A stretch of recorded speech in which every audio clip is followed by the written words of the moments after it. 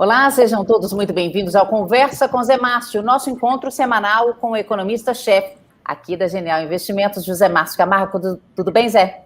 Tudo bem, Denise? Boa tarde, bom dia. É um prazer enorme estar aqui com vocês. Eu quero agradecer já de início o senador Anastasia por ter aceito o nosso convite para participar dessa conversa. Muito obrigado, senador. É um prazer enorme ter você aqui conosco. Muito obrigado, professor Zé Márcio. É um prazer revê-lo, ainda que virtualmente. Eu quero cumprimentar a Denise também. Uma grande honra estar com vocês.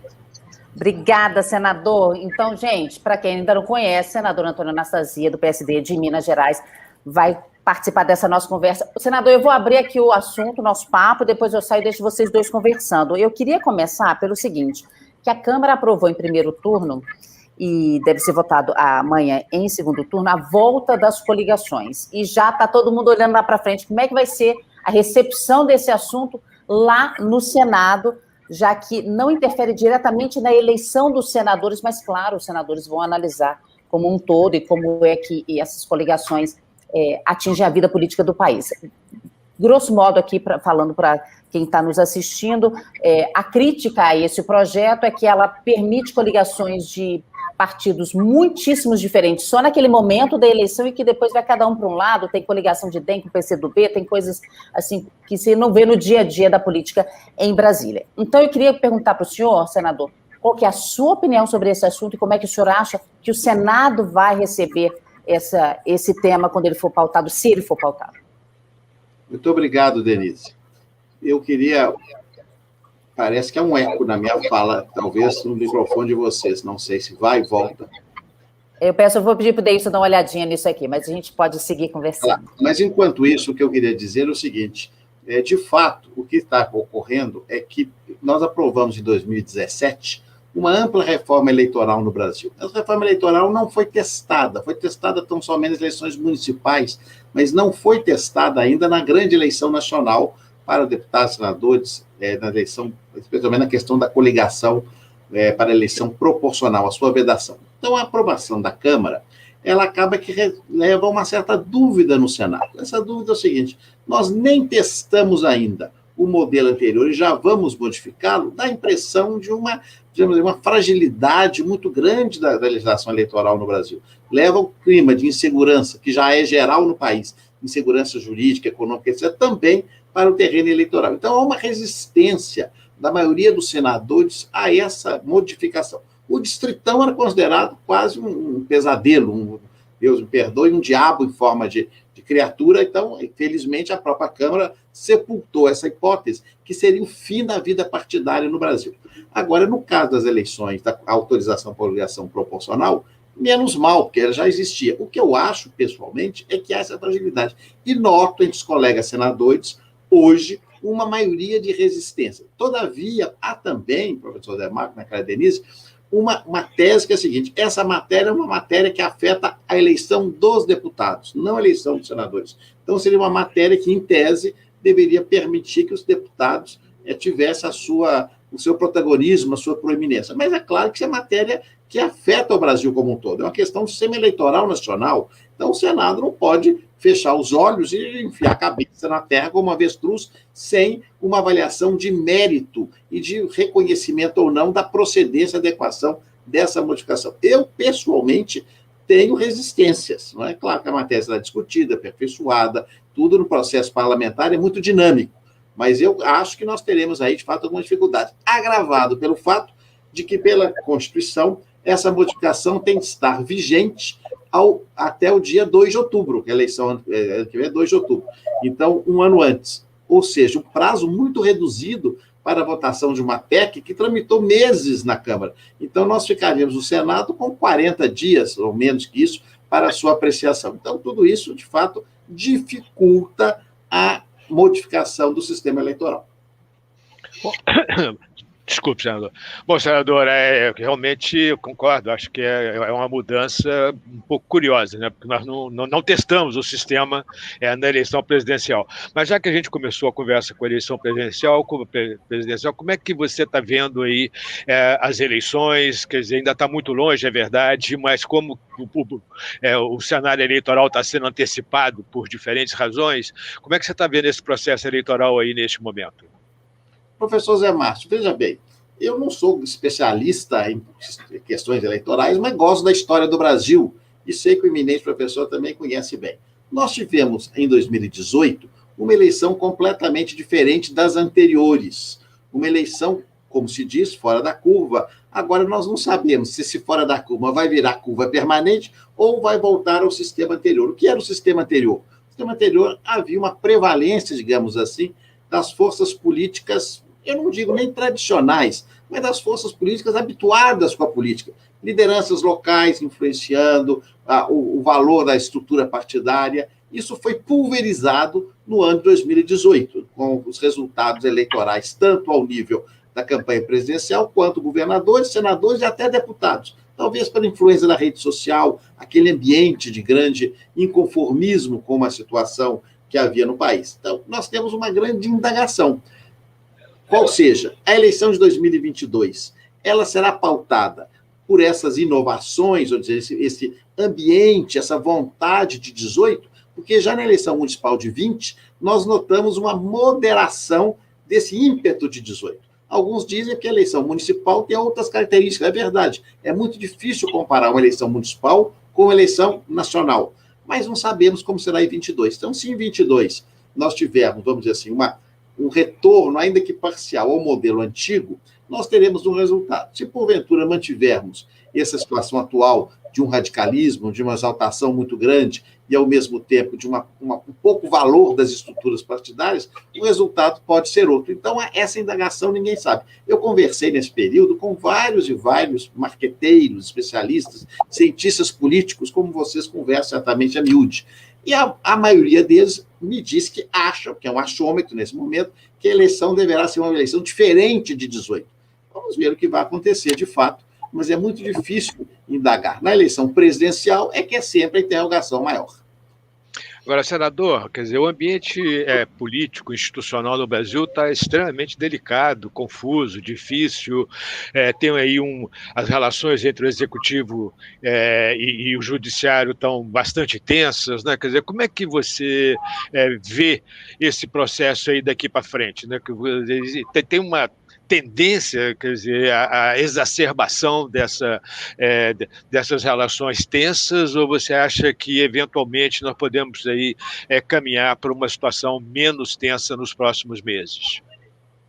Professor Zé Márcio, eu, como bom mineiro, como nós, bons mineiros, né, nós gostamos da convergência e da distensão, né? Lembrando aquela famosa expressão da época da Guerra Fria.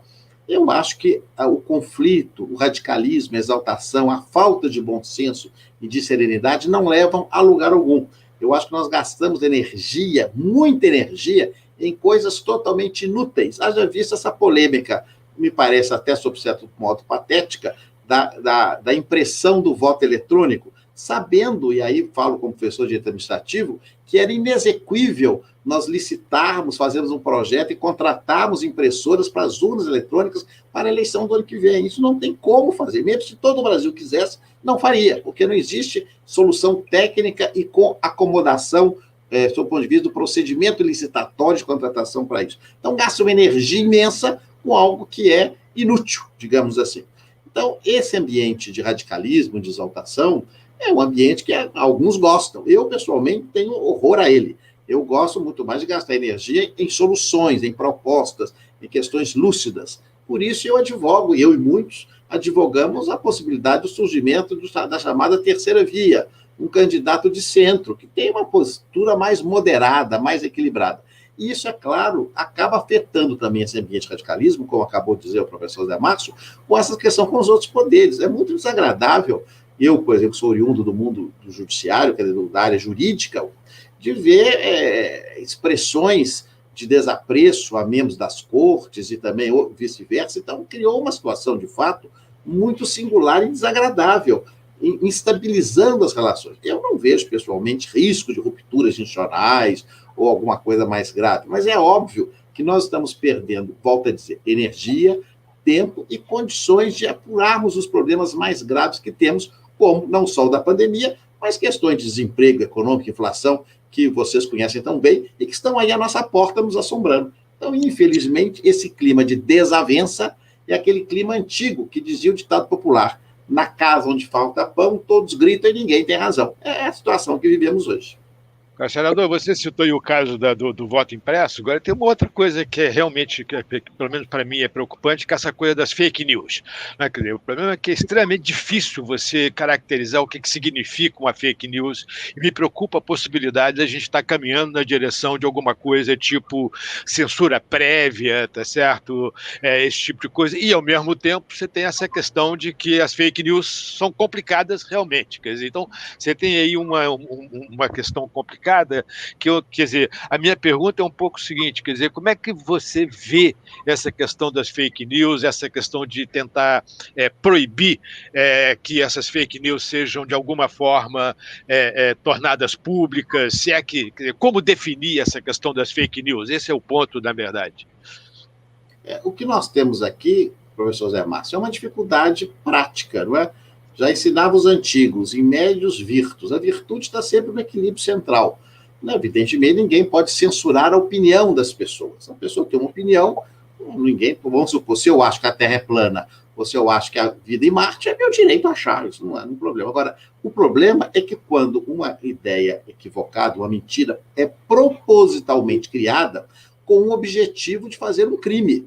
Aí é o problema, não é? E quando esse objetivo é criminoso. O criminoso pode ser ferir as instituições, macular uma eleição, desonrar alguém. Então, isso tem que ser visto, de fato, com cuidado. Agora, separar o joio do trigo numa linha muito tênue entre aquilo que é uma opinião e que todos temos direito a tê-la, ao momento que essa opinião passa a ser uma agressão a um direito à liberdade de outrem, é que, de fato, nós estamos diante de uma circunstância difícil. E é um problema que hoje não é só do Brasil, é pelo mundo afora. Então, essa questão das redes sociais desdobram-se nesse caso.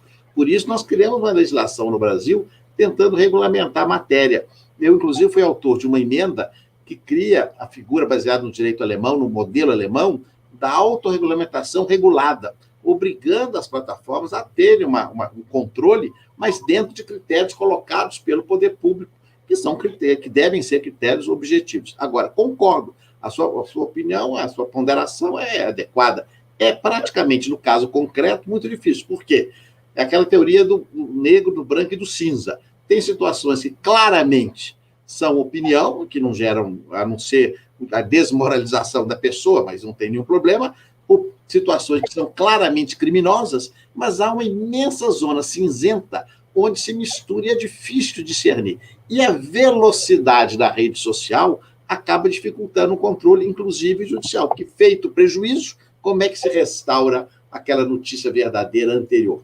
Parece mutantes com a figura antiga do boato. Você se lembra, nós não lembramos, não somos da época, mas nós sabemos aquela famosa história da eleição do Marechal Dutra, do marmiteiro, que aconteceu em relação ao brigadeiro Eduardo Gomes. Aquilo era uma fake news com propósitos, digamos assim, eleitorais. Se era criminoso ou não, mas divulgado com mais lentidão do que hoje. Mas reproduziu o efeito, derrotou a eleição do brigadeiro Eduardo em 1945, Eduardo Gomes. Então, quer dizer, é algo delicado, pode influenciar numa eleição, pode mascarar a vontade do eleitor, pode macular a democracia. Agora, como solucionar? Pois é, senador, por que não recorrer à justiça? Né? Por que não? Quer dizer, o que me preocupa um pouco é essa questão de você poder processar uma pessoa, quer dizer, processar, nem sei qual é o termo jurídico correto, né? Quer dizer, mas você censurar a notícia antes de que a notícia, antes que a justiça se manifeste em relação a se é fake news, se não é fake news, qual foi o dano causado, tá certo? Me preocupa um pouco se isso acaba não gerando uma tendência a um certo autoritarismo, tá certo? Quer dizer, porque na mídia tradicional acontece a mesma coisa, né? Quer dizer, como você acabou de dizer, lá no brigadeiro Eduardo Gomes, ele foi derrotado exatamente por um boato. As fake news são boatos, tá certo? Que caminham por aí, tá certo? A diferença como você chamou a atenção, é a rapidez com que ela é disseminada. Mas será que isso justifica você fazer algum tipo de, sei lá, não sei se o nome é correto, mas censura prévia? Essa é a pergunta cuja resposta vale $1 milhão. Eu acho que como tudo leva um grau de subjetividade, eu acho que se nós tivermos ponderação, isso teoricamente é viável.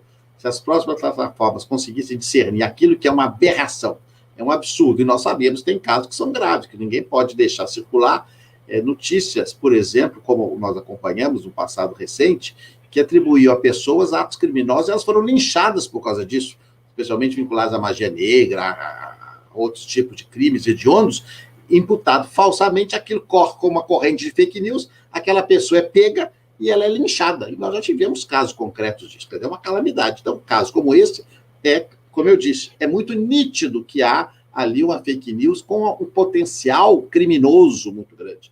E, por outro lado, aquela que, de fato, é uma mera questão de opinião.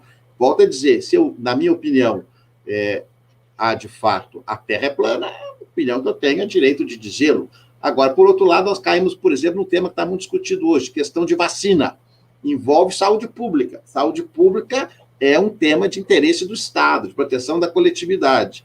Se existe uma corrente que começa a dar notícias falsas cientificamente de consequências equivocadas de vacinação, a matéria já passa a correr um risco à integridade da sociedade. Agora, concordo consigo. Quem vai ser esse juízo?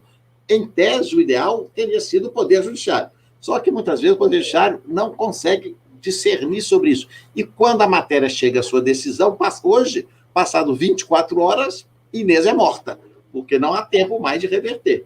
Então, é uma dúvida. Nós estamos diante de dois valores a serem protegidos e que estão em conflito e que, pela tecnologia, infelizmente, não há rapidez judicial a contento para solucionar o conflito. Senador, eu vou mudar um pouquinho de assunto, né? Quer dizer, vamos falar um pouquinho sobre coisas menos complicadas, tá certo? Mas, de qualquer forma, importantes. Existe uma pauta aí no Senado extremamente importante, né? Quer dizer, uma pauta extensa, como a BR do Mar, o projeto do novo marco regulatório de ferrovias, do novo marco regulatório do mercado de câmbio, tá certo? Existe uma pauta muito extensa e é uma pauta que é muito importante do ponto de vista econômico e, quer dizer, agora vai entrar a PEC da reforma eleitoral, quer dizer, qual é a expectativa que você tem em relação à votação dessa pauta? Quer dizer, você acha que nós vamos conseguir votar isso ainda em 2022? Tem a privatização ainda em 2022, desculpe, em 2021, 2022, ou você acha que só depois das eleições? Professor Zé Márcio, eu acho que essa que nós chamamos aqui de micro-reforma econômica, que envolve, no caso do Senado, o marco das ferrovias, que envolve a questão da BR do Mar, a questão da reforma cambial, e como no passado envolveu projetos já aprovados, como a Lei da Liberdade Econômica, a questão do saneamento, a questão do gás, entre outros, eu acho que isso avançará e será aprovado esse ano ainda. Tem algumas questões que vão ser superadas.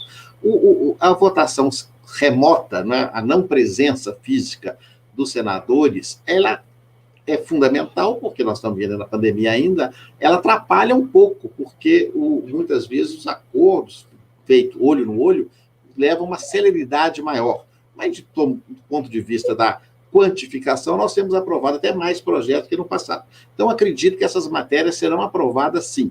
Nós temos alguns temas que são mais candentes. A modificação tributária é uma delas, não é? Nós estamos já há 3 anos assistindo um conflito no Brasil a respeito de uma reforma tributária, que eu acho que é um consenso nacional que ela é imprescindível, ela tende a ocorrer, tem a haver reforma tributária, todo mundo concorda como está, não pode ficar, mas o próprio governo, ele quedou-se inerte, na minha opinião, ao não definir um norte. Porque toda reforma tributária que eu já conheci na vida, quer municipal, estadual, federal, o Poder Executivo faz um projeto, uma proposta clara, eu quero isso. Claro que o Poder Legislativo respectivo aperfeiçoa, negocia e modifica. Mas o governo não diz nada. Então, resultado, surgiram várias reformas. Agora, mais recentemente, é que nós tivemos algumas propostas mais concretas. E vindo de maneira um pouco atabalhoada. Essa última reforma do imposto de renda, o próprio governo foi e voltou. Então, está sendo votado na Câmara. É matéria que eu tenho uma dúvida se vai ser aprovada. Por outro lado, no campo da notícia boa, eu acho que a reforma administrativa tem toda a possibilidade de ser aprovada nas 2 casas até o final do ano. Há uma possibilidade que a matéria ela gere uma unanimidade maior, apesar que o texto que veio do governo foi muito ruim, mas, de todo modo, o deputado Atumaia prepara um substitutivo que certamente vai acolher as ideias principais da reforma administrativa. Eu sou otimista, até porque, como nós todos sabemos, o atual Congresso é muito reformista, é muito mais reformista que o anterior e muito mais, no nosso tempo, presidente Fernando Henrique Cardoso, do que aquele Congresso que tínhamos, quando o governo queria reformar e o Congresso não deixava. Hoje parece que é o oposto. Então, de fato, nós precisamos aproveitar um Congresso que tem simpatia pelas reformas para fazê-las em boa harmonia com a sociedade e com o Poder Executivo. E você acha que o projeto de privatização dos Correios também vai caminhar? Acho que sim, acho que vai, claro, que com cautelas, etc. Eu acho que, como caminhou da Eletrobras. A Eletrobras, inclusive, eu próprio, na primeira votação, eu votei contra o texto das emendas. Eu votaria a favor da MP original, que eu acho que era melhor. Colocaram tanta coisa que eu acho que piorou a privatização. Disse isso ao ministro Paulo Guedes. Mas não houve precisão de votar essa segunda etapa, porque aprovaram logo aquele cabedal de emendas, chamado uma coleção de jabutis. Mas, paciência, o governo concordou, foi assim aprovado. Eu acho que os Correios, certamente haverão aperfeiçoamento, modificações, a matéria já está no Senado, também vai ser aprovada. Agora, senador, voltando à reforma administrativa, quais são as características da reforma administrativa que você gostaria de valorizar? O que você acha que deve ser mantido na proposta que foi enviada pelo governo e o que deve sair dessa proposta para que facilite a aprovação no Senado? Em primeiro lugar, o governo erra algumas vezes na comunicação quando ele anuncia a reforma administrativa e diz que a reforma administrativa vai economizar tantos bilhões. Pode até ser que economize, mas isso não é objeto de reforma administrativa. A reforma administrativa deve ter por primado a melhoria da qualidade do serviço público. Por isso, ela tem que pensar na qualificação, na certificação, na avaliação do servidor e na melhoria dos meios administrativos. Então, não houve um equívoco, talvez, no discurso do governo nesse momento, que vem sendo corrigido ao longo dos últimos meses. Então, nós temos, do ponto de vista técnico, aí eu não vou entrar aqui em minúcias, porque é uma questão muito técnica, vários equívocos da proposta que veio do governo, mas que serão corrigidos. Porque, na realidade, professor Zé Márcio, a grande necessidade que nós temos no Brasil hoje, muito mais que discutir fim ou não da estabilidade, é nós implementarmos de maneira real um sistema de avaliação de desempenho verdadeiro e pleno, que não existe hoje, como tem em outros países, de modo que nós tenhamos condições de colocar uma avaliação de desempenho suficiente para permitir, 1, remuneração diferenciada, 2, desligamento de servidor com mau desempenho, 3, um estágio probatório que, de fato, confirme se o cidadão tem ou não condições de ser servidor público. Então, essa é que precisa ser feita. Então, se essa fosse reforma administrativa da avaliação de desempenho, já seria um gol de placa para nós. Nós avançaríamos muito nos critérios até da OCDE. Eu espero que assim seja feito. Assim nós estamos discutindo com a Câmara e estou muito otimista nesse sentido. Nós temos que resolver também uma questão relativa aos temporários, que é uma lacuna imensa e gera muitos problemas, especialmente para municípios e estados, com interferência do Ministério Público. É uma questão da realidade. Nós temos que regulamentar melhor a figura dos temporários, diminuir um pouco a questão dos cargos em comissão, que já é aberta hoje, veio mais aberta ainda pelo governo. Nós temos de valorizar mérito, inclusive nos cargos comissionados. Quer dizer, todas as ideias existem e são do mundo afora, e nós pretendemos discuti-las e implementá-las nessa reforma.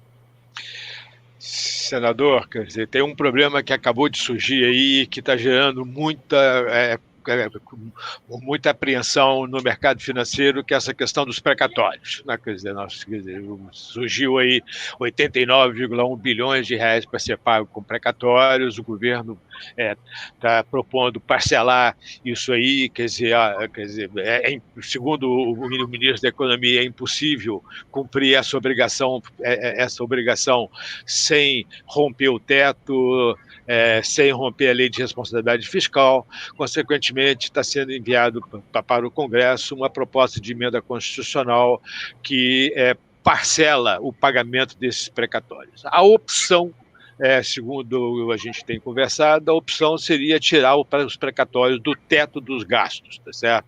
Como é que você vê isso? O que você acha, quer dizer, como é que você vê essa questão dos precatórios e como resolver esse problema aí? A questão dos precatórios é algo muito interessante no Brasil. É uma famosa questão mal resolvida. O artigo 100 da Constituição Federal trata os precatórios. Sabe quantas vezes a Constituição tem 30 anos? Sabe quantas vezes já foi modificado o artigo 100, professor Márcio? 5 vezes. é o dispositivo mais alterado da Constituição Federal, é o artigo 100. Virou até uma desmoralização, porque isso leva também insegurança jurídica, porque ninguém sabe o que vai acontecer. A própria norma de roteiro 5, se essa for aprovada, será a 6ª modificação. Aliás, eu fui relator da 5ª. Então, é uma situação até, a gente tem até um certo constrangimento disso. O que acontece no precatório? O precatório, de fato, eu não vou nem discutir o susto que o governo tomou, mas isso é uma coleção de erros que o governo vem colecionando.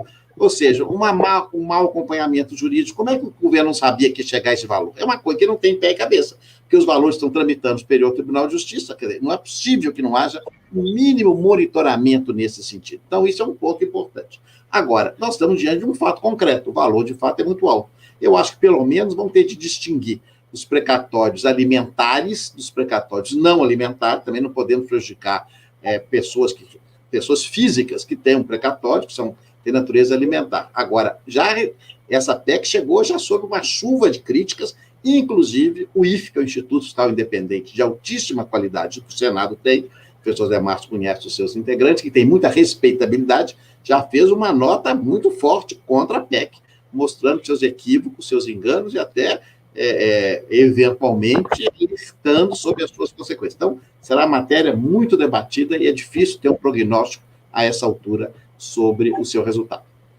Bom, a verdade é que não tem solução sem custo nesse caso, né? Quer dizer, qualquer que seja a solução, vai ter um custo. A pergunta, na verdade, é qual o custo que vai ser incorporado aí nesse processo. Quer dizer, tirar do teto tem um custo, parcelar também tem um custo, tá certo? Eu acho que essa é uma complicação que a gente vai precisar aí de analisar e trabalhar. Eu acho que isso é um ponto super importante. Quer dizer, eu acabei de publicar um artigo aí no sábado passado no Estadão, um pouco falando dos custos de cada uma dessas opções que são possíveis, tá certo? Então, acho que esse é um ponto importante. Agora, senador, Denise já está aqui me dizendo que o tempo está acabando, tá certo? Foi um prazer enorme ter você aqui comigo, há muito tempo que a gente não se via, mas, quer dizer, eu acho que foi, mesmo remotamente, foi super importante, foi muito bom, realmente, muito bom conversar com você, muito obrigado por ter aceito o nosso convite.